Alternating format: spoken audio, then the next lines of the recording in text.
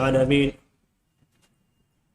الرحمن الرحيم مالك يوم الدين والصلاة والسلام على أشرف الأنبياء والمرسلين محمد وعلى آله الطيبين الطاهرين وعلى صحابته كوكبة هذا الدين وعلى من تبعهم واقتفى أثرهم إلى يوم الدين أما بعد. حاضرین کرام، جیسا کہ آپ جانتے ہیں کہ یہ درس سے علامہ ابن حجر رحمہ اللہ کی کتاب بلوغ المرام کی احادیث کے شرح سے متعلق ہے. اس کے اندر جو مسائل ہیں، جو دروس ہیں، جو باتیں ہیں، ان کو آپ کے سامنے رکھا جائے گا. لیکن اس کتاب کا درس سے شروع کرنے سے پہلے مناسب معلوم ہوتا ہے کہ اس کتاب کے چند خصائص آپ کے سامنے پیش کیے جائیں. علامہ ابن حجر رحمہ اللہ نے اپنی اس کتاب کو، جس کا نام انہوں نے بلوغ المرام من ادلۃ الاحکام رکھا ہے، جس میں احکام شرعیہ کی دلیلوں کو پیش کیا گیا ہے، اس کتاب کو انہوں نے فقہی ابواب پہ مرتب کیا ہے. اس کے اندر انہوں نے محدثین کے طرز پہ آخر میں دعاؤں کے ابواب اور بعض اذکار کو ذکر کیا ہے، جو کہ فقہا سے مختلف ہے اور محدثین سے قریب ترین ہے. فقہا اپنی کتابوں میں اذکار اور عطیہ کے باب کو نہیں ذکر کرتے ہیں، لیکن محدثین جب اپنی کتابیں لکھتے ہیں، جب حدیث کی کتابیں لکھتے ہیں، تو اس کے اندر اذکار اور دعاؤں کے باب کو بھی ذکر کرتے ہیں. کچھ چیزیں ہیں جو مختلف ہیں.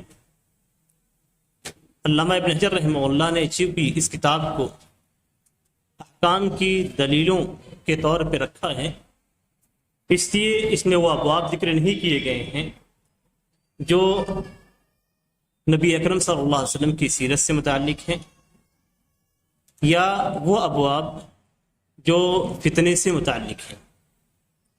یہ کتاب خالص ان احکام شرعیہ کی دلیلوں پہ رکھی گئی ہے جو ہم اور آپ کو عملی طور پہ کرنے کے طور پہ ہمیں پیش آتے ہیں اور ہم اپنی زندگی میں اسے انجام دیتے ہیں. علامہ ابن حجر رحمہ اللہ نے جب حدیث کو ذکر کیا، جتنے بھی احادیث ذکر کرتے ہیں، احادیث کو ذکر کرنے کے بعد اس کی مختصر سی تخریج کرتے ہیں. یعنی ہر حدیث کو ذکر کرنے کے بعد علامہ ابن حجر رحمہ اللہ کہتے ہیں کہ اس کو فلاں محدث نے روایت کیا ہے، مختصر انداز پہ، آج کے حوالہ جات کے انداز میں نہیں کہ کتاب کا نام ذکر کرنے کے ساتھ حدیث نمبر بھی ذکر کر دیا جاتا ہے، یا کتاب کا نام ذکر کرنے کے ساتھ کتاب اور باب کو بھی ذکر کیا جائے. اس زمانے کے اندر جو علامہ ابن حجر رحمہ اللہ تھے، اس زمانے میں صرف کتاب کا حوالہ دے دینا کافی ہوتا تھا. پھر آپ کا کام ہے کہ آپ جائیے اور کتاب کے اندر تلاش کریں کہ وہ حدیث پائی جاتی ہے یا نہیں پائی جاتی. یا ماہرین فن اور علماء کرام اس حدیث کو جانتے تھے کہ یہ حدیث امام بخاری میں مثال کے طور پہ موجود ہے یا موجود نہیں ہے. صرف حوالہ دے دینا ہی کافی ہوتا تھا کہ بخاری میں ہے یا مسلم میں ہے یا حدیث کی دوسری کتابوں کے اندر ہے. اور یہی کام علامہ ابن حجر رحمہ اللہ نے کیا، اور یہی کام ہمارے اسلاف کے جو علماء ہیں، جو ہمارے پچھلے علماء ہیں، ان کے اندر بھی یہ چیز پائی جاتی تھی. آج سے تقریباً 50 سال پرانی جو کتابیں آپ اٹھائیں گے تو اس میں اس قدر تفصیل کے ساتھ کسی حدیث کی تخریج آپ کو نہیں ملے گی. خاص طور سے وہ کتابیں جو حدیث کی تخریج سے متعلق نہیں ہیں، ان کتابوں میں آپ کو کسی بھی حدیث کی لمبی چوڑی تخریج یا اس کا حدیث نمبر نہیں ملے گا. اور موجودہ زمانے میں جو حدیث نمبر دیا جاتا ہے، عام طور سے یہ طریقہ اگر دیکھا جائے تو غلط بھی ہے، اس لیے کہ حدیث کو شمار کرنے کا جو طریقہ ہے وہ محدثین کے درمیان مختلف بھی ہے. ہر محدث کا اپنا طریقہ ہے حدیث کو شمار کرنے کا، اس لیے اگر آپ حوالہ نمبر دیتے ہیں تو ہو سکتا ہے حدیث کا جب نمبر آپ دیتے ہیں تو ہو سکتا ہے دوسرے محدث کے نزدیک وہ نمبر کسی دوسری حدیث پہ فٹ ہوتا ہو، اور یہی عمومی طور سے ہوتا بھی ہے۔ آپ پہ کسی حدیث کا جب حدیث نمبر دیتے ہیں، مثال کے طور پہ صحیح بخاری میں یہ حدیث 720 نمبر کی ہے، جب وہ شخص جاتا ہے جس کو آپ نے حوالہ دیا ہے تو وہ 720 نمبر پہ ایک دوسری حدیث پاتا ہے، اور یہ چیز ہوتی ہے، اردو کے اندر بھی ہوتی ہے اور عربی کے اندر بھی ہوتی ہے۔ اسی لیے حدیث نمبر کا حوالہ زیادہ معتمد نہیں ہے۔ اگر آپ کو حوالہ دینا ہی ہے اور بالتفصیل دینا ہے، جیسا کہ آج کے زمانے میں چونکہ ہر شخص چاہتا ہے کہ مقصد تک بآسانی پہنچ جائے اور اسے کسی قسم کی کوئی محنت نہ کرنی پڑے، تو اگر یہ صورت اختیار کرنی ہے تو ایسی صورت میں آپ کتاب اور باب کا حوالہ دیں کہ یہ بخاری ہے، مثال کے طور پہ کتاب بدء الوحی میں باب، کتاب الجنائز میں باب، اس طریقے سے آپ دیں کہ یہ باب کے اندر فلاں باب کے اندر موجود ہے، اور آپ کتاب کا نام دیں اور باب کا نام دیں۔ لیکن موجودہ زمانے میں جو چیز پائی جاتی ہے وہ عام طور سے یہ کہ ہم حدیث کا نمبر دے دیتے ہیں، اور اس کے بعد پھر وہ شخص سے کبھی کبھی جب حدیث ڈھونڈتا ہے تو اس کتاب کے اندر وہ حدیث نہیں ملتی، حالانکہ وہ حدیث موجود ہوتی ہے لیکن وہ آگے اور پیچھے ہوتی ہے۔ اسی طریقے سے علامہ ابن حجر رحمہ اللہ نے جب حدیث کا حوالہ ذکر کیا تو اس کے ساتھ ساتھ وہ حدیث کا حکم بھی ذکر کر دیتے ہیں۔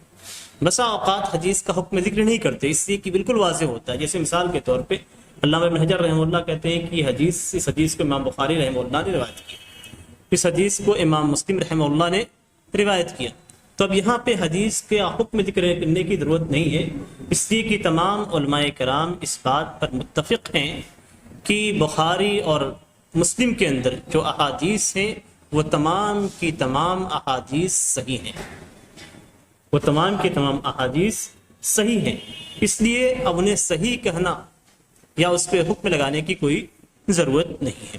لیکن اگر حدیث صحیحین کے اندر موجود نہیں ہوتی ہے اور اس حدیث پہ حکم لگانے کی ضرورت پیش آتی ہے تو علامہ ابن حجر رحمہ اللہ وہاں پہ حدیث کا حکم ذکر کرتے ہیں، اور یہ اس کتاب کی بہت بڑی خوبی ہے کہ مؤلف جب حدیث کو ذکر کرتے ہیں تو حدیث کا حوالہ پیش کرتے ہیں اور اس کے بعد پھر حدیث کا حکم پیش کرتے ہیں، جس سے پڑھنے والا مطمئن ہو جاتا ہے کہ میرے سامنے جو حدیث ہے وہ حدیث صحیح ہے یا ضعیف ہے۔ اور یہ چیز چونکہ علامہ ابن حجر رحمہ اللہ خود پائے کے عالم تھے اور جرح و تعدیل میں اور حدیث کے حکم لگانے میں ماہر تھے، اس لیے وہ خود حکم لگاتے تھے کہ یہ حدیث صحیح ہے یا ضعیف ہے یا حسن ہے۔ اور بسا اوقات اگر کسی حدیث کے اندر علماء کرام کے درمیان اختلاف پایا جاتا تھا کہ یہ حدیث بعض علماء کرام کے نزدیک صحیح ہے، بعض علماء کرام کے نزدیک ضعیف ہے یا حسن ہے، تو ایسی صورت میں علامہ ابن حجر رحمہ اللہ ان علماء کرام کے اقوال کو بھی ذکر کر دیتے ہیں کہ فلاں عالم نے اس حدیث کو صحیح قرار دیا ہے، فلاں عالم نے اس حدیث کو ضعیف قرار دیا ہے، فلاں عالم نے اس حدیث کو موقوف قرار دیا ہے اور فلاں عالم نے اس حدیث کو مرفوع قرار دیا ہے۔ اس طریقے سے علامہ ابن حجر رحمہ اللہ علماء کرام کے اقوال کو بھی ذکر کرتے ہیں اور ان کی باتوں کو بھی ذکر کرتے ہیں، ان کے حکم کو بھی ذکر کرتے ہیں، اس سے لوگوں کے سامنے بالکل واضح ہو جاتا ہے۔ جب بھی آپ کو حدیث پڑھیں گے تو آپ کے سامنے واضح ہو جائے گا کہ اس حدیث کے بارے میں علماء کرام کے درمیان اختلاف ہے، بعض علماء کرام اسے صحیح قرار دیتے ہیں اور بعض حسن قرار دیتے ہیں۔ اسی طریقے سے جب اختلاف ہوتا ہے علماء کرام کے درمیان، بعض اسے صحیح قرار دیتے ہیں، بعض ضعیف قرار دیتے ہیں، بعض موقوف قرار دیتے ہیں، بعض اسے مرفوع قرار دیتے ہیں، تو بہت سارے مقامات پہ علامہ ابن حجر رحمہ اللہ خود اپنا حکم بھی ذکر کرتے ہیں اور کہتے ہیں کہ صحیح بات یہ ہے کہ یہ حدیث ضعیف ہے یا صحیح ہے یا موقوف ہے یا مرفوع، اور یہ بہت بڑی چیز ہے جس سے پڑھنے والے کو یہ اندازہ ہو جاتا ہے کہ میرے سامنے جو حدیث ہے اور اس سلسلے میں علماء کرام کا جو اختلاف ہے اس میں صحیح قول کیا ہے۔ علامہ ابن حجر رحمہ اللہ اس کتاب میں احکام کی ایسی احادیث کو علامہ ابن حجر رحمہ اللہ نے جمع کیا جو عموماً صحیح اور قوی ترین ہے۔ بہت ساری احادیث ایسی ہیں جو ایک ہی باب کے اندر ہوتی ہیں، کہ مسئلے سے متعلق ہوتی ہیں، لیکن اس میں بات صحیح ہوتی ہیں، بات ضعیف ہوتی ہیں.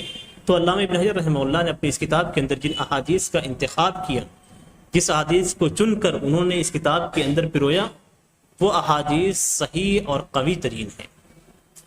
علامہ ابن حجر رحمہ اللہ بسا اوقات دوسرے مذہب کے، دوسرے مسلک کے موقف کو ذکر کرنے کے لیے ضعیف احادیث کو بھی ذکر کرتے ہیں.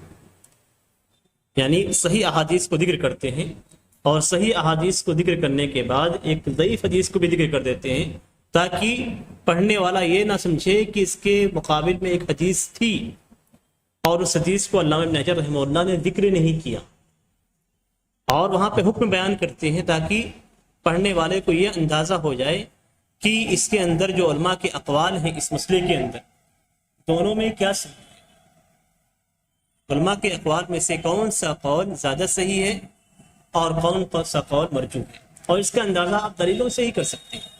کسی بھی مسئلے کے اندر اگر علماء کرام کے مابین اختلاف ہے اور آپ کو اس میں صحیح چیز معلوم کرنی ہے، تو آپ صرف دلیلوں کے ذریعے سے ہی معلوم کر سکتے ہیں کہ کون سا قول صحیح ہے اور کون سا قول صحیح نہیں ہے، کون سا قول راجح ہے اور کون سا قول راجح نہیں ہے.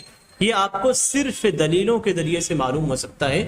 اور علامہ ابن حجر رحمہ اللہ جب حدیث کو ذکر کرتے ہیں، صحیح احادیث کو، تو بسا اوقات جب ہمیں یہ لگتا ہے کہ اس سلسلے میں دوسرا قول بھی ہے اور اس کی دلیل بھی ہے، تو ایسی صورت میں علامہ ابن حجر رحمہ اللہ بسا اوقات اس حدیث کو بھی ذکر کرتے ہیں جو اس مسلک کی دلیل ہوتی ہے، اور پھر اس کے بعد اس پہ حکم لگا دیتے ہیں.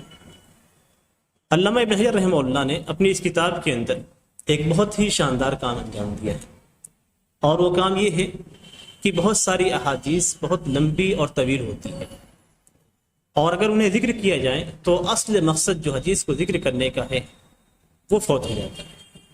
اس لیے کہ بہت لمبی حدیث ہوتی ہے، پڑھنے والا اسی میں الجھ کے رہ جاتا ہے، اور وہ یہ سمجھ نہیں پاتا ہے کہ اس حدیث کے اندر کہاں سے اپنے مسئلے پہ استدلال کیا گیا ہے. تو ایسی صورت میں علامہ ابن حجر رحمہ اللہ نے لمبی اور چوڑی احادیث کا وہ اچھے انداز میں، شاندار انداز میں اس کو مختصر کر دیا ہے، اور اختصار کے ساتھ انہوں نے اس حدیث کے اندر، اس کتاب کے اندر پیش کر دیا ہے. اور یہ اس کتاب کی بہت بڑی خوبی ہے، اس لیے کہ اگر ہم ان دلیلوں کو دیکھیں تو مثال کے طور پہ صحیح بخاری میں آپ کو آدھے صفحے کی وہ دلیل ملے گی، اور اسے علامہ ابن حجر رحمہ اللہ چند سطر کے اندر بیان کر دیتے ہیں. تو یہ اس کتاب کی بہت بڑی خوبی ہے. اسی طریقے سے علامہ ابن حجر رحمہ اللہ نے احادیث کے اندر جو علتیں پائی جاتی ہیں ان علتوں کو بھی ذکر کیا ہے کہ یہ حدیث، اس حدیث کے اندر فلاں علت ہے، اور بسا اوقات اس سلسلے میں علماء کرام کے اقوال کو بھی ذکر کرتے ہیں. علت کے تعلق سے میں آپ کو بتلاتا چلوں کہ یہ علتیں عام طور سے پوشیدہ ہوتی ہیں. بظاہر آپ سند کو جب پڑھیں گے تو سند میں وہ سارے افراد جو سند کے رجال کہلاتے ہیں وہ سارے کے سارے آپ کو ثقہ نظر آئیں گے، سند آپ کو متصل نظر آئے گی. بظاہر آپ سند کے اعتبار سے حدیث کو صحیح قرار دیں گے، لیکن اس کے اندر کوئی ایسی خامی اور علت پائی جاتی ہے جسے صرف ماہرین فن ہی جانتے ہیں. اور یہ علت بسا اوقات ایسی ہوتی ہے کہ اگر آپ ماہرین فن سے پوچھیں کہ یہ علت کون سی ہے تو آپ کو بتلا بھی نہیں سکیں. مثال کے طور پہ ایک سند ہے، سند کے سارے افراد آپ کو بخاری کے افراد نظر آتے ہیں، لیکن جب آپ اس حدیث کو ماہر فن پیش کریں گے تو وہ آپ کو بتلائیں گے کہ یہ حدیث جو ذکر کی گئی ہے وہ اس سند سے مروی نہیں، یا اس سند کے اندر جو بات ذکر کی گئی، مثال کے طور پہ سارے افراد موجود ہیں اور سب نے ایک دوسرے سے سنا ہوا ہے، لیکن ایک شخص نے اس حدیث کو اپنے شیخ سے نہیں سنا، باقی حدیثیں اسے سنی ہیں لیکن اس حدیث کو اس نے اپنے شیخ سے نہیں سنا. اس لیے یہ حدیث جو شاگرد کی اس حدیث کے تعلق سے بات ہے وہ درست نہیں ہے اور حدیث صحیح ہو جاتی ہے. تو یہ وہ علتیں ہیں جنہیں ماہرین فن سمجھتے ہیں، اور علامہ ابن حجر رحمہ اللہ نے اس کتاب کے اندر اس طرح کی علتوں کو بھی بیان کیا ہے، اور کہتے ہیں کہ حدیث معلول ہے یا اس کے اندر یہ علت پائی جاتی ہے، یا امام دارقطنی نے اس حدیث کو معلول قرار دیا ہے. اس طریقے سے بہت سارے مقام پہ آپ کو آگے آئے گی. اسی طریقے سے ایک اور خوبی ہے، اور وہ خوبی یہ ہے کہ علامہ ابن حجر رحمہ اللہ حدیث بیان کرنے کے بعد حدیث کے بعض طرق کے اندر متعدد جو ٹکڑے پائے جاتے ہیں اور اس میں جو فوائد ہوتے ہیں ان کو بھی ذکر کرتے ہیں۔ مثال کے طور پہ ایک حدیث کو ذکر کرتے ہیں، امام بخاری رحمہ اللہ کی کتاب سے نقل کرتے ہیں، لیکن اس کے اندر وہ تمام باتیں نہیں ہیں جو دوسری سندوں کے اندر پائی جاتی ہیں۔ امام مسلم رحمہ اللہ کے نزدیک کچھ باتیں زیادہ ہیں، کچھ اضافے ہیں، یا امام ترمذی رحمہ اللہ کے ہاں کچھ اضافے ہیں، یا دوسری کتابوں کے اندر امام بخاری رحمہ اللہ کی حدیث سے تھوڑا اضافہ پایا جاتا ہے۔ تو یہ خاصیت ہے اس کتاب کی کہ علامہ ابن حجر رحمہ اللہ حدیث کے ٹکڑے کو، مکمل ٹکڑے کو ذکر کرنے کے بعد، مکمل حصے کو ذکر کرنے کے بعد، وہ ٹکڑے جو دوسری کتابوں کے اندر پائے جاتے ہیں، وہ اضافے جو دوسری کتابوں میں پائے جاتے ہیں، ان اضافوں کے بھی علامہ ابن حجر رحمہ اللہ ذکر کرتے ہیں۔ اور اس کے ذکر کرنے کا فائدہ یہ ہوتا ہے کہ جہاں پہ حدیث کے اندر اطلاق پایا جاتا ہے، بسا اوقات اضافے کے اندر قید پائی جاتی ہے، تو حدیث جو مطلق ہوتی ہے مقید ہو جاتی ہے۔ حدیث جو عام ہوتی ہے وہ اس ٹکڑے کے ذریعے سے خاص ہو جاتی ہے۔ حدیث کا مفہوم کبھی کبھی مشمل ہوتا ہے، یعنی سمجھ میں نہیں آتا ہے، اس کے کئی معنی ہوتے ہیں اور آپ یہ سمجھ نہیں سکتے ہیں کہ کون سا معنی مراد لیا گیا ہے، لیکن اس ٹکڑے سے اس اجمال کی تفسیر ہو جاتی ہے، اس کی شرح ہو جاتی ہے۔ اور بسا اوقات ایسا بھی ہوتا ہے کہ کسی مسئلے کے اندر اختلاف ہوتا ہے علماء کرام کے درمیان، اور سارے علماء کرام کی دلیلیں وہی حدیث ہوتی ہیں جو امام بخاری رحمہ اللہ سے علامہ ابن حجر رحمہ اللہ نے ذکر کیا ہے، لیکن اضافے کے اندر کچھ ایسی باتیں ہوتی ہیں جو کسی ایک موقف کی مکمل طور سے تائید کرتی ہیں، اور اس تائید کی وجہ سے اس مسئلے کے اندر جو اختلاف پایا جاتا ہے وہ اختلاف ختم ہو جاتا ہے۔ تو یہ سب سے بڑا فائدہ ہے جو علامہ ابن حجر رحمہ اللہ نے اپنی کتاب کے اندر جو اضافوں کو ذکر کیا ہے، ان اضافوں کی وجہ سے یہ سب سے بڑا فائدہ ہے جو اس کتاب سے حاصل ہوتا ہے۔ یہ اس کتاب کی بعض خصوصیات تھی جو میں نے آپ کے سامنے پیش کی، اور اس کے بعد قبل اس کے کہ درس شروع کریں، درس کے دوران بہت ساری باتیں ایسی آئیں گی جن کو سمجھنے کی ضرورت پیش آئے گی، اور ان کو پہلے سمجھ لینا یہ بہتر ہے۔ عام طور سے ہم اہل حدیث ہیں، اور اہل حدیثوں پہ اور سلفیوں کے ساتھ یہ معاملہ ہمیشہ پیش آتا ہے کہ کوئی بھی بات آپ پیش کریں گے، سامنے والا یہی کہتا ہے کہ آپ کتاب و سنت سے دلیل دیجیے، اور عام طور سے اہل حدیثوں کے تعلق سے، سلفیوں کے تعلق سے عوام کا جو رجحان ہے وہ یہی ہے کہ سلفیوں کے پاس کسی قسم کی کوئی فقہ نہیں پائی جاتی، کوئی بھی فقہ نہیں پائی جاتی ہے، اور وہ فقہ سے محروم ہے۔ سوال یہ پیدا ہوتا ہے کہ فقہ ہے کیا چیز؟ فقہ کہتے ہیں عربی زبان کا لفظ ہے، اور فقہ کہتے ہیں عربی زبان میں کسی چیز کو باریکی سے سمجھنا۔ اگر آپ نے کسی چیز کو باریکی سے سمجھ لیا تو یہ فقہ ہے۔ اب ہمارے پاس کتاب و سنت ہے، اللہ کا کلام ہے، اور نبی اکرم صلی اللہ علیہ وسلم کی احادیث ہے۔ ہم جو بھی عمل کرتے ہیں اللہ کی کتاب سے لیتے ہیں، نبی اکرم صلی اللہ علیہ وسلم کی حدیث سے لیتے ہیں، اور یہی تمام اصولوں کا اصل ہے، اسے اصل الاصول کہا جاتا ہے۔ ایسا نہیں ہے، عام طور سے جو رجحان پیدا ہوتا ہے لوگوں کے ذہن میں وہ یہ کہ ہم صرف کتاب و سنت کو مانتے ہیں، باقی کسی چیز کو نہیں مانتے۔ یہ غلط چیز ہے جو ہمارے تعلق سے پھیلائی جاتی ہے۔ ہم کتاب و سنت کو مانتے ہیں اور اسے اصل الاصول مانتے ہیں، اور کتاب و سنت کو صحابہ کرام کے فہم کے مطابق لیتے ہیں، ان کی سمجھ کے مطابق۔ ہمیشہ ہم لکھتے ہیں الکتاب و سنت بفہمی سلف الامہ، کہ کتاب و سنت کو امت کے جو اسلاف ہیں، صحابہ کرام ہیں، ان کی فہم کے مطابق لینا۔ فہم کیا ہے؟ سمجھ کیا ہے؟ فقہ۔ صحابہ کرام کی جو فقہ ہے اسی فقہ کو ہم لیتے ہیں۔ صحابہ کرام نے جس طریقے سے کتاب اللہ کو سمجھا، جس طریقے سے احادیث رسول کو سمجھا، اسی طریقے سے ہم اسے سمجھنے کی کوشش کرتے ہیں۔ اور کسی بھی چیز کو سمجھنے کے لیے اس کی زبان کا سمجھنا انتہائی ضروری ہے۔ اس لیے کہ اللہ تبارک تعالیٰ نے قرآن مجید کو عربی زبان میں نازل کیا بلسان عربی مبین، اور نبی اکرم صلی اللہ علیہ وسلم عربی زبان بولتے تھے، اس لیے کہ اللہ تبارک تعالیٰ قرآن مجید میں خود فرماتا ہے کہ ہم نے ہر رسول کو اس کی زبان میں بھیجا ہے۔ اگر آپ کو عربی زبان آتی ہے، اس کے قواعد، اصول، ضوابط کو جانتے ہیں، تو آپ کتاب و سنت کو سمجھ سکتے ہیں۔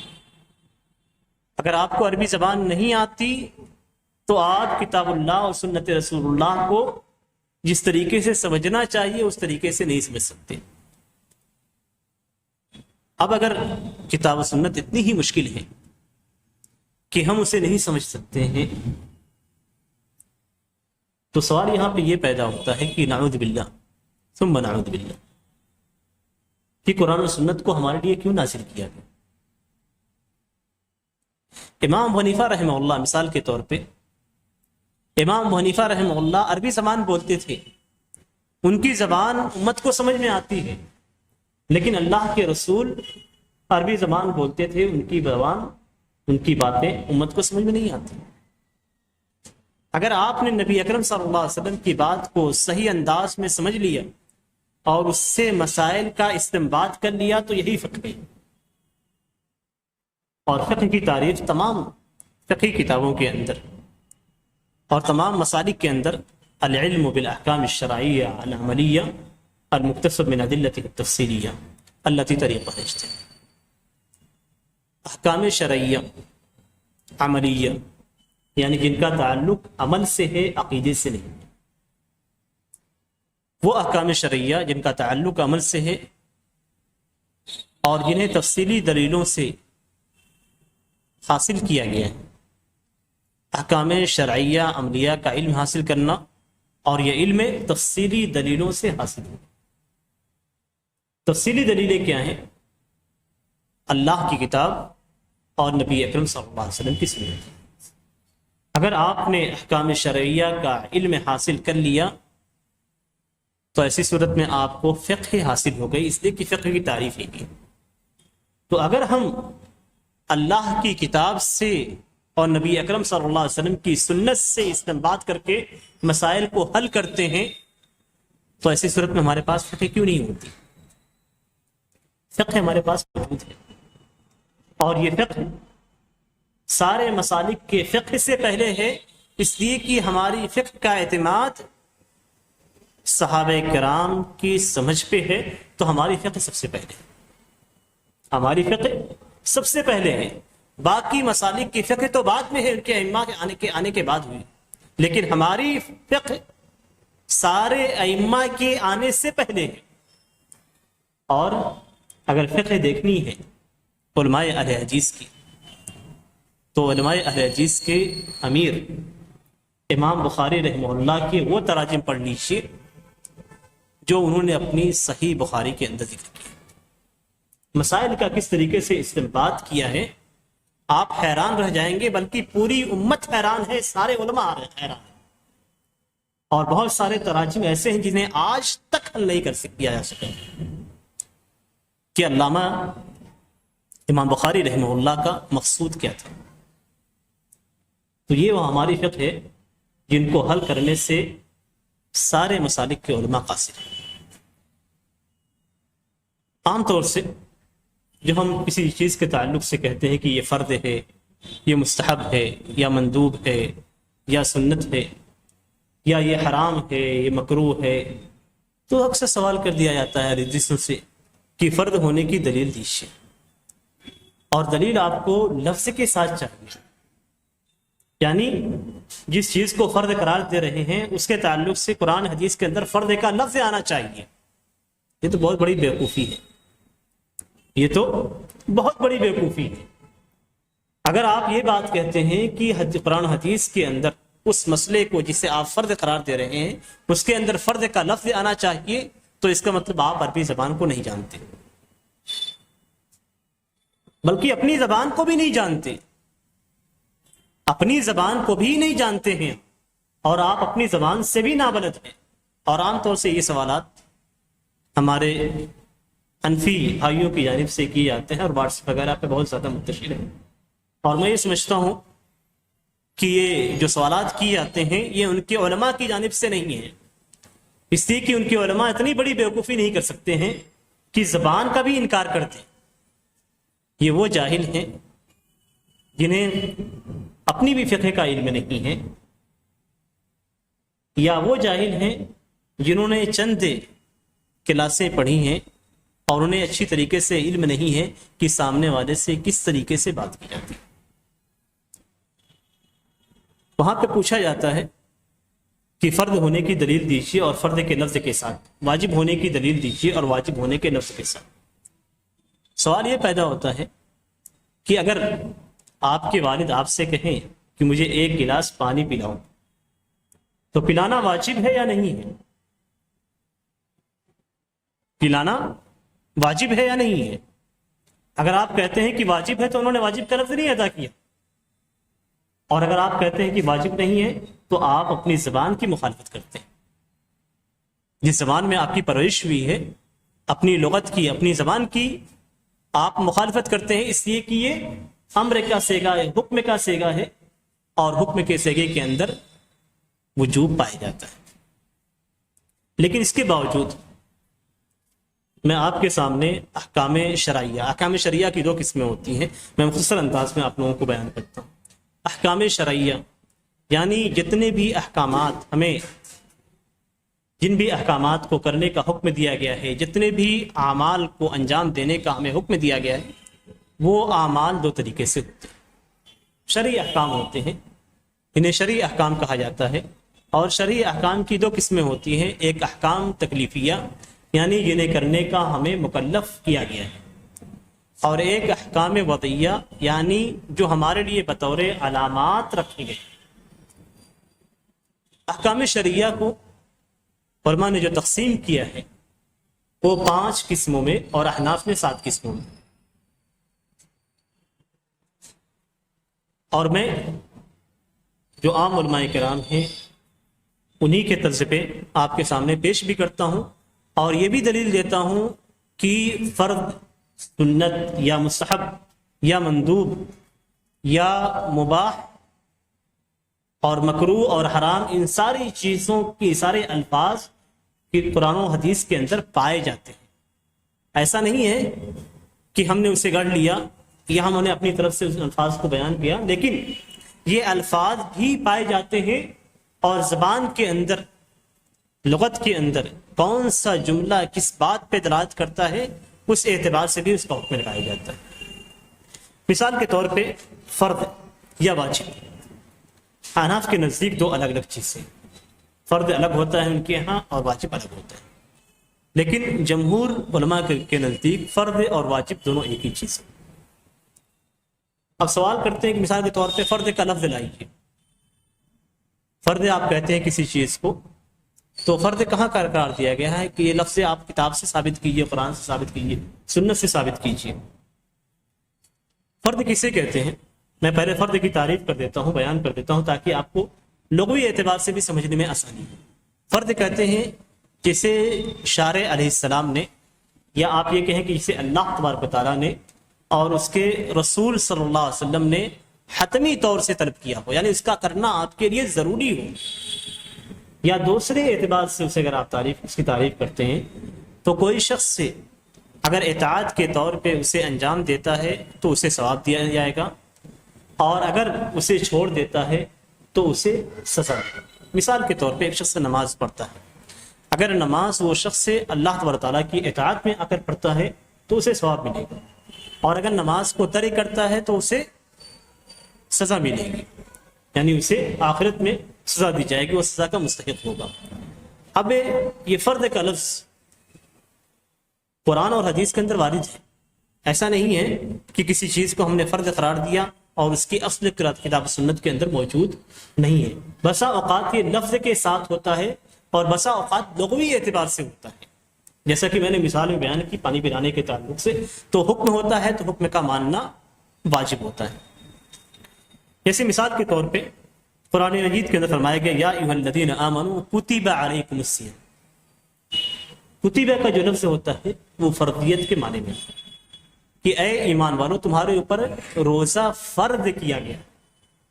اللہ خود کہتا ہے کہ فرض کیا گیا ہے, تو کتبہ کا لفظ استعمال کیا گیا ہے فرض کے بجائے. اگر آپ کہتے ہیں کہ کتبہ کا لفظ الگ ہے اور فرض کا لفظ الگ ہے, تو اس کے باوجود آپ آئیے, اللہ تعالیٰ قرآن مجید میں فرماتا ہے قد فرض اللہ لکم تحلۃ ایمانکم, کہ اللہ تبارک و تعالیٰ نے تمہارے لیے تمہاری قسموں کو کھولنا توڑنا فرض کر دیا ہے. فرض کا لفظ اللہ تبارک و تعالیٰ نے خود استعمال کیا ہے. مزید آئیے, نبی اکرم صلی اللہ علیہ وسلم کی حدیث ہے فرض رسول اللہ صلی اللہ علیہ وسلم زکات الفطر صاعا من تمر او صاعا من شعیر علی العبد والحر والذکر والانثى والصغیر والکبیر من المسلمین. صحابی ہیں, ہم نے کہا کہ کسی بھی آیت یا حدیث کو ہم صحابہ کرام کے کام کے مطابق لیتے ہیں. نبی اکرم صلی اللہ علیہ وسلم نے کن الفاظ میں حکم دیا؟ ظاہر سی بات ہے کہ آپ صلی اللہ علیہ وسلم نے حکم دیا, اس لیے کہ دوسری روایت کے اندر آتا ہے وہ امرا ان تؤدى, امرا کا لفظ آتا ہے کہ آپ نے حکم دیا. حکم جو ہے وہ کیا ہے؟ فرض ہے. اللہ سبحان اللہ. یہاں پہ دیکھیے صحابی خود کہتے ہیں, حضرت ابو سعید خدری رضی اللہ تعالیٰ عنہ کی بھی حدیث سے, حضرت ابن عبداللہ بن عمر رضی اللہ تعالیٰ عنہ کی بھی حدیث ہے, اور دونوں حدیثوں کے اندر جو لفظ استعمال کیا گیا ہے وہ فرض کا لفظ استعمال کیا گیا ہے. فرض رسول اللہ صلی اللہ علیہ وسلم, کہ اللہ کے رسول صلی اللہ علیہ وسلم نے ایک سا کھجور یا ایک سا جو غلام پہ, آزاد پہ, مذکر پہ, مؤنث پہ, چھوٹے پہ, بڑے پہ, مسلمانوں پہ فرض کیا ہے. تو یہاں پہ فرض کا لفظ بالکل واضح ہے, صحابی نے خود استعمال کیا ہے, جبکہ دوسری روایت کے اندر ہے کہ نبی اکرم صلی اللہ علیہ وسلم نے وہاں پہ حکم دیا ہے, تو حکم فرض ہے. اب اگر ہم کسی آیت یا حدیث کے تعلق سے جس میں اللہ کا حکم وارد ہوتا ہے یا نبی اکرم صلی اللہ علیہ وسلم کا حکم وارد ہوتا ہے, ہم کہتے ہیں کہ فرض ہے, تو آپ ان سے سوال کریں گے کہ فرض کا لفظ آنا چاہیے.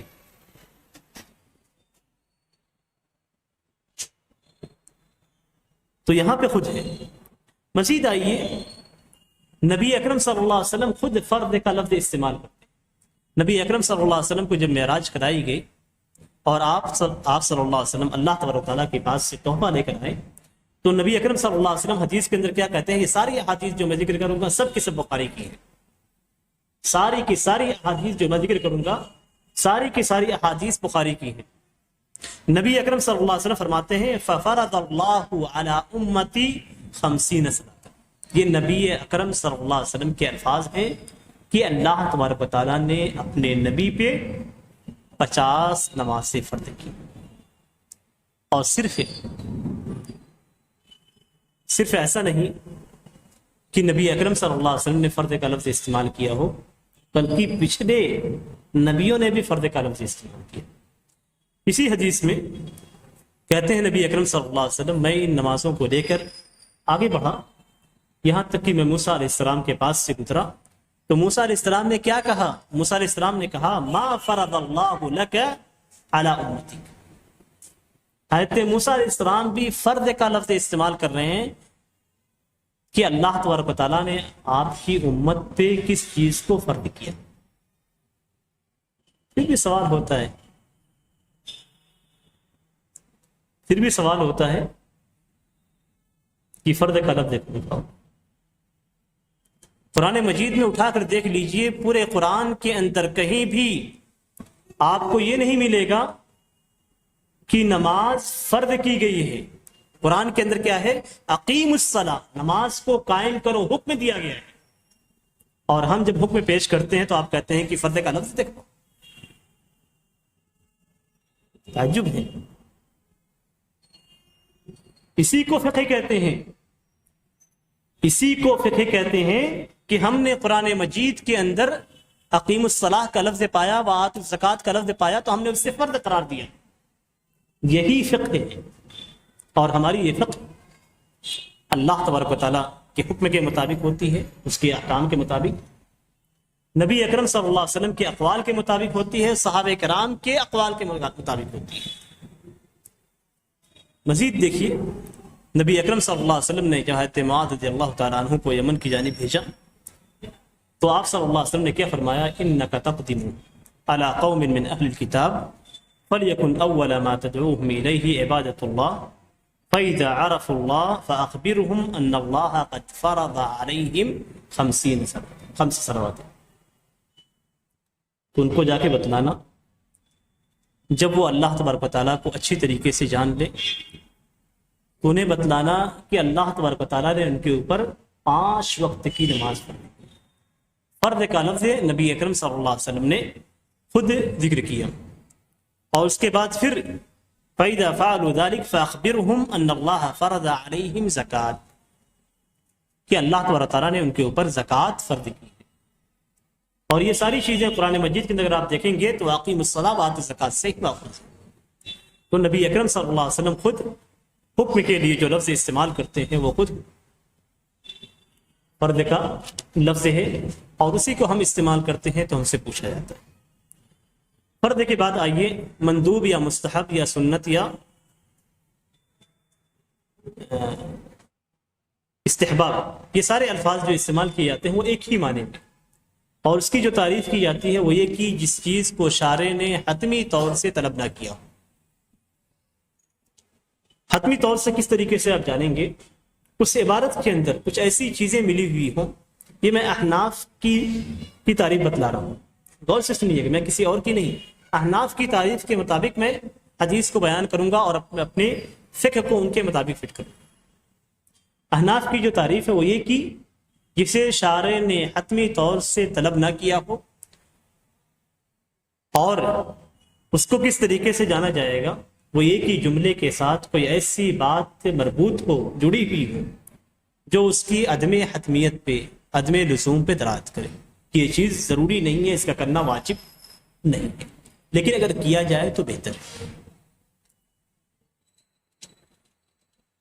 اور اس کی دوسری تعریف بھی ہے کہ جس کے اگر اطاعت کے طور پہ کوئی شخص اسے انجام دیتا ہے تو اسے ثواب دیا جائے گا، اور اگر اسے نہیں کرتا ہے تو اسے سزا نہیں دی جائے گی. اب اس کی دلیل اگر چاہیے تو نبی اکرم صلی اللہ علیہ وسلم کا فرمان ہے صلو قبل صلاۃ المغرب، کہ مغرب کی نماز سے پہلے نماز پڑھو، یعنی مغرب کی نماز سے پہلے سنت پڑھو، نفل پڑھو. آپ صلی اللہ علیہ وسلم نے یہ بات 3 بار کہی. آپ نے پیچھے سنا ہے کہ نبی اکرم صلی اللہ علیہ وسلم کا جو حکم ہوتا ہے، جو امر ہوتا ہے، وہ وجوب پہ دلالت کرتا ہے.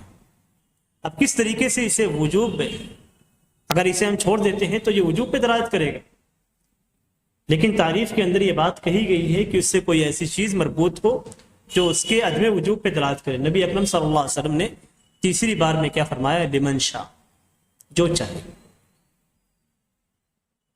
تو ہمیں معلوم ہو گیا کہ نبی اکرم صلی اللہ علیہ وسلم کا یہ حکم حتمی نہیں ہے، بلکہ اسے پڑھنا مندوب اور مستحب ہے. یہاں تعجب بھی ہوتا ہے، کیا کیا کہا جائے، کیا کیا چھوڑا جائے. تعجب ہوتا ہے اس حدیث کو تعریف کے مطابق ہو چکی، یہ چیز مندوب اور مستحب ہے، لیکن احناف کو آپ مغرب سے پہلے نماز پڑھتے ہوئے نہیں پائیں گے. بخاری کی روایت میں نے کہا تھا ساری احادیث میں بخاری کے لیے، یہاں بھی وہی چیز. ہم نے حدیث کو صحیح سمجھا، حدیث کی فقہ کو ہم نے سمجھا یا آپ نے سمجھا، عمل ہم کر رہے ہیں، ظاہر سی بات ہے. ہم نے حدیث کو سمجھا تبھی تو عمل کر رہے ہیں، اور آپ کی تعریف کے مطابق سمجھا اور آپ نے اسے اپنی تعریف کے مطابق نہیں لیا، تو فقہ ہمارے پاس ہے یا آپ کے پاس ہے، یہ خود آپ فیصلہ کیجیے. آگے نبی اکرم صلی اللہ علیہ وسلم کی حدیث میں راوی کہتے ہیں کراہیت ان یتخذہ الناس سنہ، اس ڈر سے کہ لوگ اسے سنت بنا لیں گے. سنت کا مطلب یہاں پہ یہ ہے کہ نبی اکرم صلی اللہ علیہ وسلم کی بعض اعمال کو سنت قرار دیا جاتا ہے اور وہ واجب کے حکم میں ہوتا ہے. یعنی یہاں اس ڈر سے آپ صلی اللہ علیہ وسلم فرمایا کہ لمن شاء، کہ کہیں لوگ اسے واجب نہ سمجھ جائیں. اس حدیث کو اب آتے ہیں امام بخاری رحمہ اللہ کی فقہ پہ اسی حدیث کو علامہ امام بخاری رحمہ اللہ ذکر کرتے ہیں اور اس پہ باب باندھتے ہیں، باب نہی النبی صلی اللہ علیہ وسلم علی التحریم الا ما تعرف اباحته، کہ نبی اکرم صلی اللہ علیہ وسلم کی نہی کو، آپ کی منع کو حرمت پہ محمول کیا جائے گا الا یہ کہ اس کی اباحت معروف ہو جائے، یعنی ہم یہ جان لیں کہ یہ چیز مباح ہے، حرام نہیں ہے۔ وَكَذَلِكَ أَمْرُهُ، اسی طریقے سے نبی اکرم صلی اللہ علیہ وسلم کا حکم وجوب پہ محمول کیا جائے گا الا یہ کہ اس کے تعلق سے دوسری باتیں جان لی جائیں۔ نبی اکرم صلی اللہ علیہ وسلم صحابہ کرام کو آپ صلی اللہ علیہ وسلم نے رمضان کے مہینے میں صلاۃ اللیل پڑھائی، قیام اللیل ایک دن پڑھایا آپ نے، دوسرے دن پڑھایا، تیسرے دن، بعض روایات میں چوتھے دن آپ صلی اللہ علیہ وسلم نہیں نکلے، اور اس کے بعد آپ صلی اللہ علیہ وسلم نے فرمایا قد رأیت الذی صنعت، پوری مسجد بھری ہوئی تھی لیکن نبی اکرم صلی اللہ علیہ وسلم نماز پڑھانے کے لیے نہیں نکلے، اور آپ نے فرمایا کہ تمہاری حالت کو میں نے دیکھا، جس حالت میں تم لوگ تھے ان حالت کا مجھے علم تھا، وَلَمْ يَمْنَعْنِي مِنَ الْخُرُوجِ إِلَيْكُمْ إِلَّا أَنِّي خَشِيتُ أَن تُفْرَضَ عَلَيْكُمْ، اور مجھے تمہاری جانب نکلنے سے صرف اس بات نے روک دیا کہ کہیں یہ نماز تمہارے اوپر فرض نہ کر دی جائے، یہ خدشہ تھا، یہ ڈر تھا۔ یعنی نبی اکرم صلی اللہ علیہ وسلم نے خود پڑھا، صحابہ کرام نے خود پڑھا، اور اس کے بعد صرف فرضیت کے خوف سے آپ صلی اللہ علیہ وسلم نہیں نکلے، تو اس کا مطلب یہ ہوا کہ یہ نماز فرض نہیں، سیدھا سا مفہوم ہے کہ یہ نماز فرض نہیں ہے، اور اگر فرض ہوتی تو پھر ایسی صورت میں نبی اکرم صلی اللہ علیہ وسلم یہ لفظ ادا نہیں کرتے۔ مزید آئیے، نبی اکرم صلی اللہ علیہ وسلم حجۃ الوداع کے موقع پہ آپ صلی اللہ علیہ وسلم جب میں مکہ کے لیے روانہ ہوئی تو آپ صلی اللہ علیہ وسلم نے فرمایا کہ من احب ان یحل بعمرہ فلیحل، آپ نے فرمایا من احب ان یحل بالحج فلیحل ومن احب ان یحل بالعمرہ فلیحل فانی لولا اہدیت لاحللت بعمرہ، کہ جسے پسند ہو، آپ نے کیا فرمایا کہ جسے پسند ہو کہ وہ حج کا احرام باندھے تو حج کا احرام باندھے، اور جسے پسند ہو یا جو چاہے عمرے کا احرام باندھے تو وہ عمرے کا احرام باندھے، اس لیے کہ اگر میں اپنے ساتھ ہدی نہ لاتا تو میں بھی عمرے کا احرام باندھتا۔ یہاں پہ آپ کی مرضی پہ چھوڑ دیا گیا ہے، آپ چاہیں تو حج کا احرام باندھیں، چاہے تو عمرے کا احرام باندھیں، یہ آپ کی مرضی پہ موقوف ہے۔ جب آپ کو اختیار دے دیا گیا ہے تو اس کا مطلب یہ ہے کہ یہ چیز واجب نہیں ہے، دونوں میں سے کوئی بھی چیز آپ اختیار کر سکتے ہیں۔ اور اس سے بھی واضح دلیل نبی اکرم صلی اللہ علیہ وسلم عقیقے کے تعلق سے فرماتے ہیں، اور یہاں بھی احناف کے ساتھ ہمارا ٹکراؤ ہو جائے، نبی اکرم صلی اللہ علیہ وسلم عقیقے کے تعلق سے فرماتے ہیں من احب ان ینسک عن ولدہ فلینسک عنہ، کہ جسے پسند ہو، اور ہم نے کہا تھا کہ مستحب کا لفظ استعمال کیا گیا تھا، اور یہاں بھی احب، دونوں میں کا لفظ ایک ہے، جسے پسند ہو کہ وہ اپنے بچے کی جانب سے ذبح کرے تو اسے چاہیے کہ وہ ذبح کرے، یعنی جس کے پاس بچہ پیدا ہوا ہو، نومولود ہو، اور وہ اس کے لیے عقیقہ کرنا چاہتا ہے تو وہ عقیقہ کرے۔ اس کے بعد نبی اکرم صلی اللہ علیہ وسلم نے فرمایا کہ بچے کی جانب سے 2 اور بچی کی جانب سے 1 بکری یا بکری کو ذبح کیا جائے گا۔ یہاں بھی نبی اکرم صلی اللہ علیہ وسلم نے احبہ کا لفظ استعمال کیا، یعنی گویا یہ ہماری مرضی پہ ہے اور یہ چیز مستحب ہے، لفظ احبہ کا استعمال کیا، لیکن احناف کے یہاں عقیقہ کرنا ان کے فقہ کے اعتبار سے مکروہ ہے۔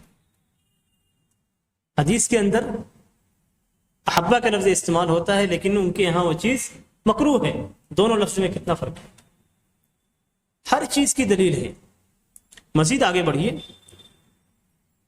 ہم کہتے ہیں کہ یہ چیز مباح ہے، تیسری جو قسم ہے وہ مباح کہلاتی ہے، مباح کو ہم جائز اور حلال سب قرار دیتے ہیں۔ اس کے کئی نام ہیں. آپ مباح قرار دیں، جائز قرار دیں، حلال قرار دیں، یہ سب کے سب ایک ہی نام ہے.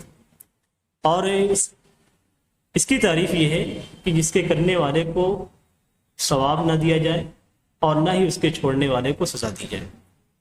یعنی آپ کی مرضی، چاہے تو کرے چاہے تو نہ کرے، اللہ تعالیٰ نے آپ کے لیے حلال قرار دیا ہے. آپ کو نہ ثواب ملے گا نہ ہی آپ کو اس پہ گناہ ملے گا. نبی اکرم صلی اللہ علیہ وسلم حجۃ الوداع کے موقع فرماتے ہیں حلوا واسیب النساء. پیچھے امام بخاری رحمہ اللہ کا جو باب میں نے ذکر کیا تھا، وہاں پہ امام بخاری رحمہ اللہ نے کہا تھا کہ وَكَذَلِكَ أَمْرُهُ، اسی طریقے سے نبی اکرم صلی اللہ علیہ وسلم کا حکم وجوب پہ محمول کیا جائے گا، الا یہ کہ اس کی اباحت معلوم ہو جائے. یہاں پہ نبی اکرم صلی اللہ علیہ وسلم نے کیا فرمایا ہے کہ جب وہ صحابہ کرام مکہ پہنچے تو صحابہ کرام کو نبی اکرم صلی اللہ علیہ وسلم نے حکم دیا کہ حلال ہو جاؤ اور عورتوں کے پاس جاؤ. تو کیا عورتوں کے پاس جانا حلال ہونے کا حکم آپ صلی اللہ علیہ وسلم کا حکم تھا، لیکن کیا عورتوں کے پاس جانا واجب تھا؟ صحابہ کرام نے کیا سمجھا؟ صحابہ کرام نے جو سمجھا اسی کو امام بخاری رحمہ اللہ نے بھی سمجھا، اور اسی چیز کو امام بخاری رحمہ اللہ نے اپنی کتاب کے اندر ذکر کیا اور فرمایا کہ الا ما تعرف اباحته، جس کی اباحت معروف ہے، جس کی اباحت، جس کا حلال ہونا معلوم ہو جائے. تو یہاں پہ بھی امام بخاری رحمہ اللہ کی فقہ اسے حدیث کے اندر، اس حدیث سے آپ معلوم کر سکتے ہیں. قرآن کے اندر بھی مباح کے جو مترادف الفاظ ہیں، جائز ہونے کے، حلال ہونے کے، یہ الفاظ آپ کو قرآن اور حدیث کے اندر بھی اور صحابہ کرام کے اقوال میں بھی مل جائیں گے. اللہ تبارک و تعالیٰ قرآن مجید میں فرماتا ہے احل لکم لیلۃ الصیام الرفث الی نسائکم ہن لباس لکم وانتم لباس، کہ تمہارے لیے حلال کیا گیا ہے، تمہارے لیے رمضان کی راتوں میں عورتوں کے ساتھ جمع کرنا حلال کیا گیا ہے. تو حلال کا لفظ استعمال کیا گیا ہے، حلال کا لفظ استعمال کیا گیا ہے. اللہ تبارک تعالیٰ فرماتا ہے وَأَحَلَّ اللَّهُ الْبَيْعَ وَحَرَّمَ الرِّبَا، کہ اللہ تبارک تعالیٰ نے بیع کو حلال قرار دیا اور سود کو حرام قرار دیا. تو حلال کا لفظ اللہ تبارک تعالیٰ نے خود استعمال کیا. اللہ تبارک تعالیٰ قرآن میں فرماتا ہے وَأُحِلَّ لَكُم مَّا وَرَاءَ ذَلِكَ، کہ اس کے علاوہ جو عورتیں ہیں وہ تمہارے لیے حلال کی گئی ہیں. تو یہاں ہمیں جو ملتا ہے، جو سمجھ میں آتا ہے، وہ یہ کہ حلال ہماری مرضی کے اوپر ہے. یہ ضروری نہیں کہ ہم اسے انجام دیں، اسے انجام بھی دے سکتے ہیں اور انجام نہیں بھی دے سکتے. ضروری نہیں کہ آپ خرید و فروخت کریں، یہ بھی ضروری نہیں ہے کہ اب رمضان کی راتوں میں عورتوں کے پاس جائیں، یہ بھی ضروری نہیں ہے کہ آپ جو حرام عورتیں ہیں اس کے علاوہ جتنی عورتیں ہیں سب سے شادی کریں. اس لیے کہ یہاں پہ کہا گیا وَإِنَّ لَكُم مَّا وَرَاءَ ذَلِكَ، اس کے علاوہ جتنی عورتیں ہیں وہ ساری کی ساری تمہارے لیے حلال ہیں. تو نکاح کرنا بھی واجب نہیں، آپ کے لیے حلال ہے، جائز ہے. تو یہ ہمیں اس لفظ سے ملتا ہے. حضرت سعد بن وقاص رضی اللہ تعالیٰ عنہ کی حدیث ہے، آپ کہتے ہیں لقد رد ذلك یعنی النبی صلی اللہ علیہ وسلم علی عثمان ولو اجاز له التبتل لاغتسل. حضرت سعد بن وقاص رضی اللہ تعالیٰ عنہ کہتے ہیں کہ نبی اکرم صلی اللہ علیہ وسلم نے حضرت عثمان بن مظعون رضی اللہ تعالیٰ عنہ کو لوٹا دیا تھا. جب وہ آئے انہوں نے یاد طلب کی کہ اللہ کے رسول ہمیں عورتوں سے الگ ہونے کی یاد دے دیجیے. تبتل کہتے ہیں کہ عورتوں سے بالکل علیحدگی اختیار کر لینا. کیا کہتے ہیں حضرت سعد بن وقاص؟ کہتے ہیں وَلَوْ أَجَازَ لَهُ التَّبَتُّلَ لَاغْتَسَلَ، اگر حضرت عثمان بن عفان، حضرت عثمان بن مظعون رضی اللہ تعالیٰ عنہ کے لیے نبی اکرم صلی اللہ علیہ وسلم تبتل کو جائز قرار دیتے، اجازہ کا لفظ استعمال کیا جسے ہم جائز کہتے ہیں، لَاغْتَسَلْنَا، تو ایسی صورت میں ہم جو ہے خصی بن جاتے ہیں، یعنی ہم اپنی شہوت کے نسوں کو کاٹ ڈالتے ہیں. تو یہ صرف عبادت کے لیے تھا. وہ چاہتے تھے کہ عبادت کرے تاکہ عورتوں سے الگ رہ کے عبادت کرے، لیکن نبی اکرم صلی اللہ علیہ وسلم نے اس کی اجازت نہیں دی. یہ تو صحابی کے لفظ ہیں. حضرت جابر رضی اللہ تعالیٰ عنہ بھی ایک دوسری حدیث کے اندر فرماتے ہیں کہتے ہیں انما العمرہ التي اجاز رسول اللہ صلی اللہ علیہ وسلم ان یقول ہی لک ولعقبک. عمرہ، یہ عمرہ وہ نہیں ہے جو ہم عام طور سے جانتے ہیں. یہ عمرہ کہتے ہیں کہ آپ اپنے گھر کو کسی شخص کو دے دیں اور کہیں کہ جب تک، یہ وقف کی ایک صورت ہے، جب تک کہ میری زندگی ہے یہ تمہارے لیے، جب تک میری زندگی ہے تمہارے اور تمہارے اولاد کے لیے. تو حضرت جابر رضی اللہ تعالیٰ عنہ کہتے ہیں کہ عمرہ کی وہ صورت جس کی یاد نبی اکرم صلی اللہ علیہ وسلم نے دی. یہاں پہ اجازہ کا لفظ استعمال کیا، جس کو نبی اکرم صلی اللہ علیہ وسلم نے جائز قرار دیا. وہ یہ ہے کہ آپ کہیں کہ یہ تمہارے اور تمہارے نسل کے لیے. تو یہاں بھی نبی اکرم صلی اللہ علیہ وسلم نے صحابی نے یہاں پہ اجازہ کا لفظ استعمال کیا. ایک دوسری حدیث کے اندر نبی اکرم صلی اللہ علیہ وسلم خود حلال کا لفظ استعمال کرتے ہیں، کہتے ہیں ثم احل اللہ لنا الغنائم. مال غنیمت پچھلی قوموں کے لیے حلال نہیں تھی. جب بھی وہ جنگ کرتے اور جنگ کرنے کے بعد جو مومنین ہوتے تھے وہ مال غنیمت کو اکٹھا کرتے تو کسی ایک مقام پہ لا کر جمع کر دیتے، اور پھر آسمان سے آگ آتی اور وہ آگ اسے جلا دیتی، اور یہ اس جنگ کی قبولیت کی دلیل ہوتی تھی. نبی اکرم صلی اللہ علیہ وسلم فرماتے ہیں ثم احل اللہ لنا الغنائم، پھر اللہ تبارک تعالیٰ نے ہمارے لیے مال غنیمت کو حلال کیا. تو حلال کا لفظ بھی اللہ نے اپنی کتاب میں استعمال کیا، نبی اکرم صلی اللہ علیہ وسلم نے احادیث میں استعمال کیا، اور پھر صحابی نے اپنے الفاظ میں استعمال کیا. ظاہر سی بات ہے نبی اکرم صلی اللہ علیہ وسلم نے کوئی ایسا لفظ استعمال کیا ہوگا جو لغت میں حلال اور جواز کے لیے رہا ہوگا، جس سے صحابی نے حلال اور جواز سمجھا ہوگا، اور اس کے بعد اس لفظ کو صحابی نے استعمال کیا ہوگا. اگر ہم صحابی کی طرح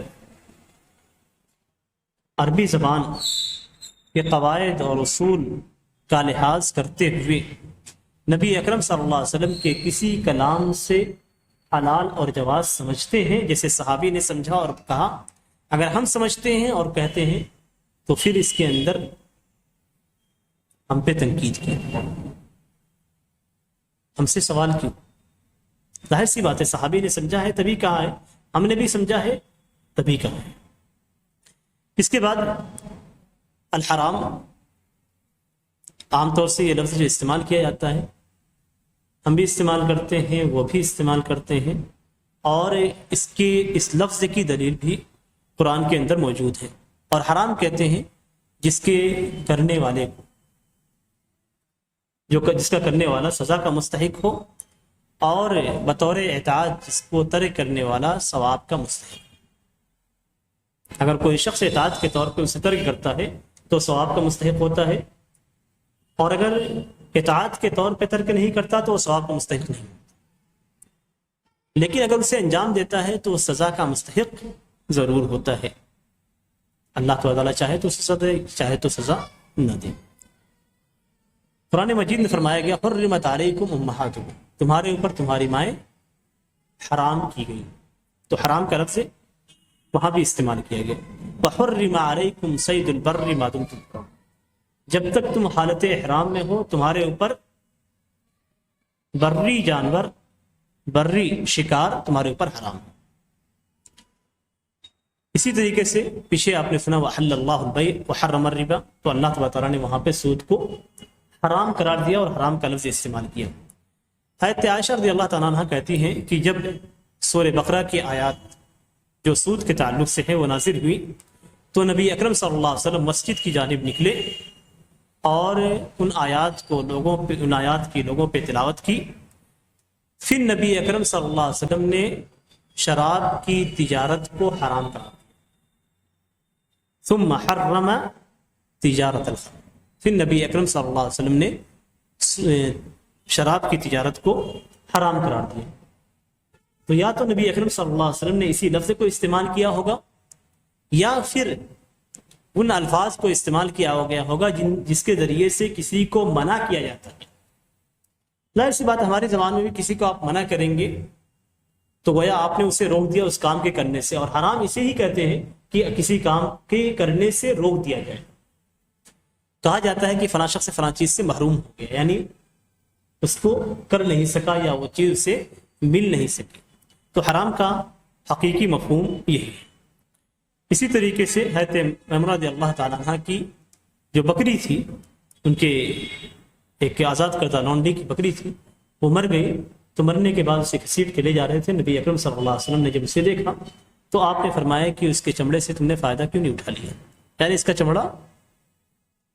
تو انہوں نے کہا کہ یہ مردہ ہے۔ تو آپ نے کیا فرمایا؟ آپ نے فرمایا کہ انما حرم اکلھا، کہ اس کا کھانا حرام ہے، مردہ چیزوں کا کھانا حرام ہے، اس کے چمڑے سے فائدہ اٹھایا جا سکتا ہے۔ نبی اکرم صلی اللہ علیہ وسلم نے حجۃ الوداع کے موقع پہ مشہور آپ نے جو خطبہ دیا تھا اس کے اندر تھا فَإِنَّ اللَّهَ حَرَّمَ عَلَيْكُمْ دِمَاءَكُمْ وَأَمْوَالَكُمْ وَأَعْرَاضَكُمْ كَحُرْمَةِ يَوْمِكُمْ هَذَا فِي شَهْرِكُمْ هَذَا فِي بَلَدِكُمْ، کہ اللہ تبارک و تعالیٰ نے تمہارے اوپر تمہارے خون کو، تمہارے مالوں کو اور تمہاری عزتوں کو حرام قرار دیا، جس طریقے سے آج کے دن کی حرمت ہے، اس مہینے کی حرمت ہے، اور اس سے شہر کی حرمت ہے۔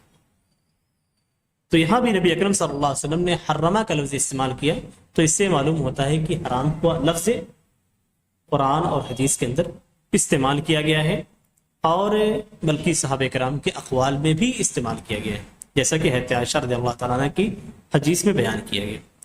اسی طریقے سے مکروہ کا جو لفظ ہے، مکروہ کا لفظ اسلاف کے یہاں کبھی حرام کے معنی میں بولا جاتا تھا اور کبھی مکروہ کے معنی میں بولا جاتا تھا۔ مکروہ احناف کے ہاں مکروہ کی دو قسمیں، ان کے یہاں حرام نہیں ہے بلکہ مکروہ کی دو قسمیں ہیں، ایک مکروہ تنزیہی کہلاتی ہے اور ایک مکروہ تحریمی کہلاتی ہے، جو کہ ہمارے یہاں حرام کہلاتی ہے۔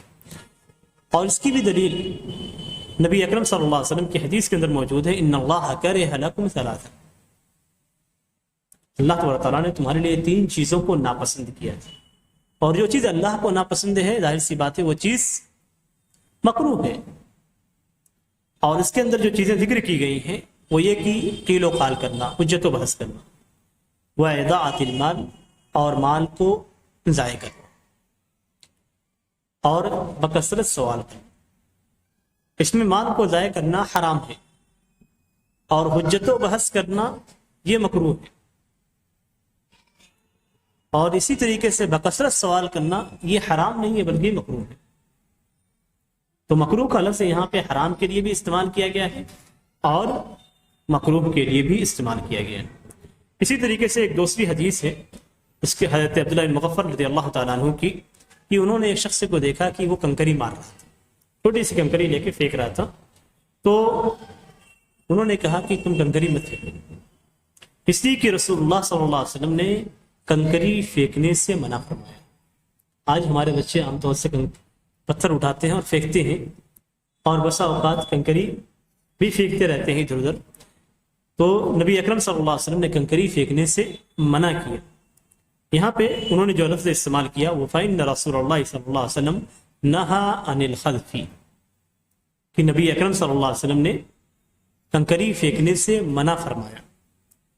یہاں پہ منع فرمایا اور ساتھ میں ذکر کرتے ہیں او کان یکرہ الخذف، یا نبی اکرم صلی اللہ علیہ وسلم کنکری پھینکنے کو ناپسند کرتے تھے۔ تو دو لفظ استعمال کیا گیا، نہی کا لفظ استعمال کیا گیا اور آگے کراہے کا لفظ استعمال کیا گیا، اور یہاں دونوں ایک ہی معنی میں ہے۔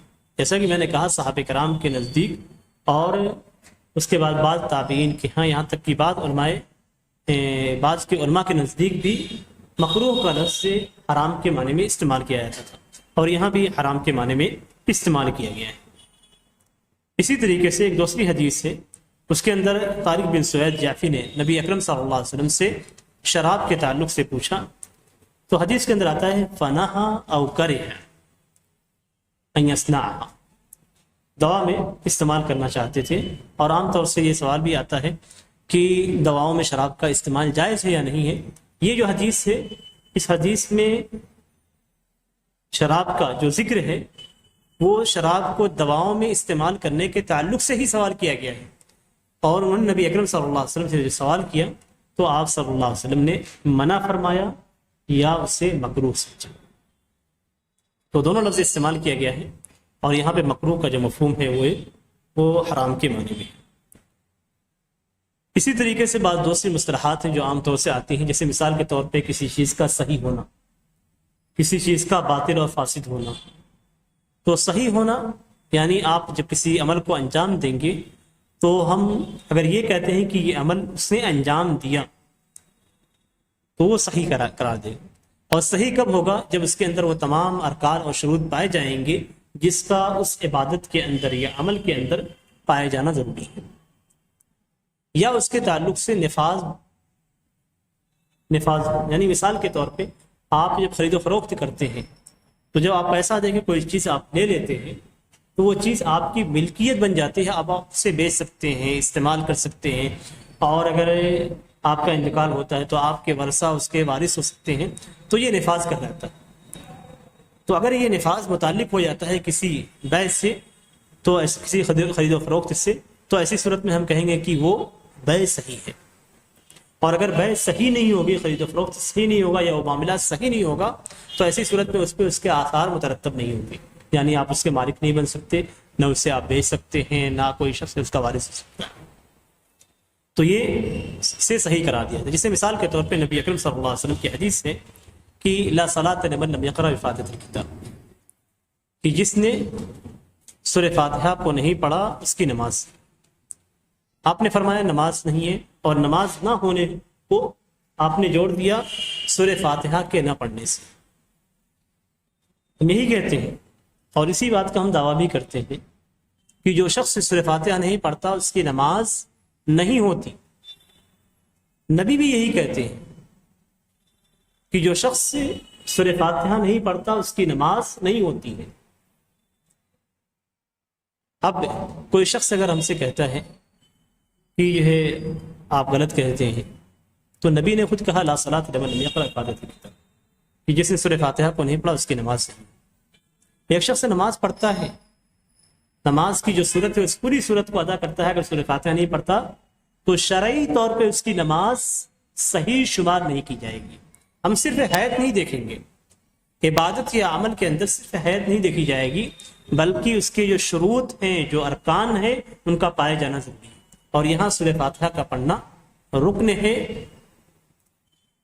اور چونکہ آپ نے رکن کو چھوڑا اس لیے نماز نہیں ہوگی. اس لیے کہ نبی نے خود کہا کہ اس کی نماز نہیں ہوگی، تو اس کا مطلب اس نے رکن چھوڑ دیا. اسی طریقے سے باطل یا فاسد. باطل اور فاسد کہتے ہیں جب کوئی بھی چیز آپ پہ ادا کرے اور اس کے اندر کوئی رکن چھوٹ جائے، کوئی شرط چھوٹ جائے، یا کوئی ایسی چیز چھوٹ جائے جس کی وجہ سے وہ چیز باطل قرار دی جائے. باطل اور فاسد دونوں ایک ہی چیزیں ہمارے یہاں، احناف کے یہاں دونوں الگ الگ چیزیں. جیسے مثال کے طور پہ کوئی شخص اگر سورہ فاتحہ کی نماز پڑھتا ہے تو ہم کہیں گے اس کی نماز باطل ہے. کوئی شخص اگر پیسہ دے کر شراب خریدتا ہے تو ہم کہیں گے کہ اس کی یہ خرید و فروخت باطل ہے. بظاہر جس طریقے سے دوسرا سامان خریدتا ہے تو پیسہ دیتا ہے اور سامان لیتا ہے، ایسے اس نے پیسہ دیا اور شراب خریدی، لیکن ہم کہیں گے کہ یہ فاسد اور باطل ہے، اس لیے کہ اس کا خریدنا شریعت کے اندر جائز نہیں ہے. بقیہ جو چیزیں ہیں یہ سارے احکام وضعیہ کہلاتے ہیں، یعنی یہ علامات. جیسے مثال کے طور پہ سورہ فاتحہ کا نہ پڑھنا علامت ہے نماز کے نہ ہونے کی. شراب کا حرام ہونا یہ علامت ہے اس کے خرید و فروخت کے جائز نہ ہونے کی. تو ہر چیز کی کوئی نہ کوئی علامت ہوتی ہے، اور اس علامت کے ذریعے سے ہم پہچانتے ہیں کہ یہ صحیح ہے یا فاسد ہے. اسی طریقے سے علامت کے ذریعے سے ہم بہت ساری چیزوں کو جانتے ہیں. جیسے مثال کے طور پہ ظہر کی نماز کے لیے ہم زوال شمس کو سبب مانتے ہیں، یعنی جب زوال شمس پایا جاتا ہے تو ایسی صورت میں ظہر کی نماز کا وقت ہوتا ہے. تو یہ سبب ہے جس سے اللہ تبارک تعالیٰ نے احکامات کو جوڑا ہے. ظہر کی نماز کو زوال شمس سے، مغرب کی نماز کو غروب شمس سے، اور فجر کی نماز کو طلوع فجر سے. اس طریقے سے اللہ تبارک تعالیٰ نے اسباب کے ذریعے سے نمازوں کو جوڑا ہے. تو جب یہ سبب پایا جائے گا اس سے متعلقہ چیز پائی جائے گی. اسی طریقے سے بعض چیزیں ہمارے نزدیک شرط ہوتی ہے، اور وہ شرط کس طریقے سے ہوتی ہے؟ اللہ تبارک تعالیٰ نے اسے شرط قرار دیا ہے. جیسے مثال کے طور پہ نماز کے لیے وضو کرنا شرط ہے، اگر آپ نے وضو نہیں کیا تو آپ کی نماز صحیح ہوگی۔ نماز صحیح کیوں نہیں ہوگی؟ اس لیے کہ اس کی شرط چھوٹ گئی ہے، اور شرط اللہ تبارک تعالیٰ نے خود بیان کیا ہے۔ اللہ تبارک تعالیٰ قرآن مجید میں فرماتا ہے یا ایھا الذین آمنوا اذا قمتم الی الصلاۃ فاغسلوا وجوہکم، جب نماز کے لیے کھڑے ہو تو اپنے چہرے کو وضو بناؤ۔ تو جب ہمیں نماز کے لیے کھڑا ہونا ہے تو ہمیں باوضو رہنا ضروری ہے۔ اگر ہم باوضو نہیں ہیں تو گویا اللہ تبارک تعالیٰ کی شرط کو ہم چھوڑ دیتے ہیں۔ تو بسا اوقات ایسا بھی ہوتا ہے کہ شرط پائی جاتی ہے لیکن اللہ تبارک تعالیٰ کی جانب سے اس شرط کو رکھا نہیں جاتا، جیسا کہ سفر کے اندر آپ کو قصر کی یاد دی گئی ہے، لیکن قرآن کریم کی جب آیت کا مطالعہ کریں گے یا ایھا الذین آمنوا وَإِذَا ضَرَبْتُمْ فِي الْأَرْضِ فَلَيْسَ عَلَيْكُمْ جُنَاحٌ أَن تَقْصُرُوا مِنَ الصَّلَاةِ إِنْ خِفْتُمْ أَن يَفْتِنَكُمُ الَّذِينَ كَفَرُوا۔ صحابہ کرام بھی کیسے سمجھتے تھے شرط کو، اس کا اندازہ اس آیت اور حدیث سے سمجھیے۔ آیت کریمہ کے اندر ہے کہ جب تم زمین کے اندر سفر کرو تو تمہارے اوپر نماز کو قصر کرنے میں کوئی حرج نہیں ہے۔ اگر تمہیں خوف ہو کہ کفار تمہیں فتنے میں ڈال دیں، یعنی اگر کفار کے فتنے میں ڈالنے کا خوف ہو اور تم سفر کے حالت میں ہو تو نماز کو قصر کر سکتے ہو۔ دو چیزیں بیان کی گئی، سفر کا ہونا اور کفار کے فتنے کا خوف کا پائے جانا، یہ دو چیزیں پائی گئی۔ صحابہ کرام قرآن مجید کو پڑھتے تھے، اور جیسے ابھی آپ نے سمجھا ہوگا کہ دو چیزیں ہیں وہ قرآن کریم نے بیان بھی کیا ہے، ایسے صحابہ کرام بھی سمجھتے تھے، لیکن چونکہ عمل بھی دیکھتے تھے، آیت کریمہ کو اور حدیث کو ہم صحابہ کرام کے عمل سے لیتے ہیں، تو عمل بھی دیکھتے تھے۔ صحابہ کرام کا عمل کیا ہوتا ہے؟ حضرت یعلا بن امیہ تھے، حضرت عمر بن خطاب رضی اللہ تعالیٰ عنہ سے سوال کرتے ہیں ما بالنا نقصر وقد امنا، کہ ہم تو اب امن کی حالت میں ہیں، لیکن اس کے باوجود ہم قصر کرتے ہیں، جبکہ قرآن کے اندر ہے کہ اگر کفار کے فتنے کا خوف ہو تو قصر کرنا ہے، اور ہمیں تو کفار کے فتنے کا کوئی خوف نہیں ہے، لیکن اس کے باوجود ہم حالت سفر میں قصر کرتے ہیں۔ حضرت عمر رضی اللہ تعالیٰ عنہ کیا کہتے ہیں عجبت مما عجبت من، حضرت عمر ہے، قرآن کریم کا مطالعہ انہوں نے بھی کیا سمجھا، انہوں نے کہ دو شرطوں کا پائے جانا ضروری ہے، ایک سفر اور دوسرے کفار کے فتنے کا۔ کہتے ہیں کہ مجھے بھی تعجب ہوا جیسے تمہیں تعجب ہوا کہ ہم حالت امن میں پھر بھی قصر کر رہے ہیں، مجھے بھی تعجب ہوا جیسے تمہیں ہو رہا ہے۔ ما بالنا نقصر قد منا، تو انہوں نے کہا عجبت مما عجبت من۔ اس کے بعد کہتے ہیں کہ میں نے رسول اللہ صلی اللہ علیہ وسلم سے جا کر پوچھا، ایسا نہیں کسی سمجھ کے چھوڑ دیا، انہوں نے جا کے نبی اکرم صلی اللہ علیہ وسلم سے پوچھا، تو آپ صلی اللہ علیہ وسلم فرمایا صدقۃ تصدق اللہ بها علیکم فاقبلوا صدقۃ، کہ اللہ تبارک تعالیٰ کی جانب سے ایک صدقہ ہے تمہارے اوپر، اللہ کے صدقے کو قبول کرو۔ یعنی اللہ تبارک تعالیٰ نے چھوٹ دے دی ہے کہ آپ حالت امن میں بھی سفر کی حالت میں قصر کر سکتے، تو الگ سے جب دلیل پائی گئی تب وہ شرط ہٹ گئی، ورنہ قرآن مجید میں آج بھی اس شرط کا ذکر موجود ہے، اور عام شخص جو اس طریقے سے حدیث کو چھوڑ کر پڑھے گا۔ اور یہیں پہ ایک بات اور ذکر کرتا ہوں، اہل قرآن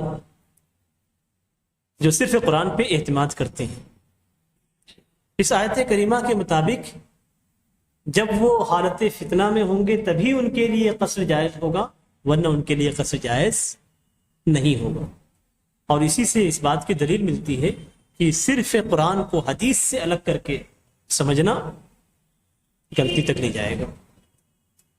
قرآن کو سمجھنا ہے تو نبی اکرم صلی اللہ علیہ وسلم کی احادیث کے مطابق اور پھر صحابہ کرام کے فہم کے مطابق، اس لیے کہ صحابہ کرام نے سمجھا اور پوچھا تب آپ نے بتلایا، اور پھر آپ کے بعد جو تابعین تھے انہوں نے بھی اسی انداز میں سمجھا۔ اسی طریقے سے جو احکام وضعیہ ہیں ان میں ایک چیز مانے ہے، یعنی کسی چیز سے روکنے والی۔ ساری چیزیں پائی جائیں گی، آپ کو شروط بھی مل سکتا ہے، سبب مل سکتا ہے، لیکن کچھ چیزیں ایسی ہوں گی جو آپ کو اس عبادت کی ادائیگی سے روک دیں گی. جیسے مثال کے طور پہ حالت حیض میں عورت نماز ادا نہیں کرے گی. وقت بھی ہو گیا، وضو بھی بنا سکتی ہے اور نماز کو ادا کرے تو بظاہر ادا بھی کر سکتی ہے، لیکن حیض ایک ایسی چیز ہے جو اس نماز کی ادائیگی سے مانع ہے، روزہ کے رکھنے سے مانع ہے. تو اگر وہ ادا کرتی ہے تو چونکہ مانع پایا جاتا ہے، اس لیے اس کی وہ عبادت فاسد اور باطل کہلائے گی. اسی طریقے سے رخصت اور عزیمت، ان دونوں لفظ کا استعمال بھی حدیث کے اندر موجود ہے. اور حضرت عطیہ رضی اللہ تعالیٰ عنہ کہتی ہیں کہ نہینا عن اتباع الجنائز ولم يعزم علینا، کہ ہمیں جنازے کی اتباع، اس کے پیچھے چلنے سے منع کیا گیا، لیکن سختی سے منع نہیں کیا گیا. اور یہ اس بات کی دلیل ہے کہ نبی اکرم صلی اللہ علیہ وسلم بس بہت ساری چیزوں کو سختی سے منع نہیں کرتے تھے. تو یہاں صرف محل شاہد یہ ہے کہ وہاں پہ عصیمت کا لفظ استعمال کیا گیا، یعنی کسی چیز کو پختگی کے ساتھ انجام دینا یا کسی چیز کو پختگی کے ساتھ نہ کرنے کا حکم دینا. رخصت کا لفظ بھی استعمال کیا گیا ہے سفر کے تعلق سے. حضرت عائشہ رضی اللہ تعالیٰ عنہ کی حدیث خود ہے کہ رخصت دی گئی تھی، سفر کے اندر رخصت دی گئی اور حضر کے اندر نماز کو مکمل پڑھنے کا حکم دیا گیا. تو یہ ساری چیزیں تھیں جو احکام شرعیہ سے متعلق تھی، اور ان باتوں کا ذکر کرنا بھی ضروری تھا تاکہ آئندہ جب ان الفاظ کا ذکر ہو تو اچھی طریقے سے سمجھ میں آ جائے کہ ان الفاظ سے کیا مقصود ہے. اور اس کے ذکر کرنے کا ایک دوسرا مقصد یہ بھی تھا کہ عام طور سے جو ہمارے اوپر الزام عائد کیا جاتا ہے اس الزام کا بھی جواب ان تمام باتوں کے ذریعے سے، دلیلوں کے ذریعے سے دیا جائے. اللہ تبارک تعالیٰ سے دعا ہے کہ اللہ تبارک تعالیٰ ہمیں اس میں عمل کی توفیق عطا فرمائے اور ہماری عبادتوں کو قبولیت بخشے. آمین. وصلی اللہ علی نبینا محمد وعلی آلہ وصحبہ وسلم. السلام علیکم ورحمۃ اللہ وبرکاتہ.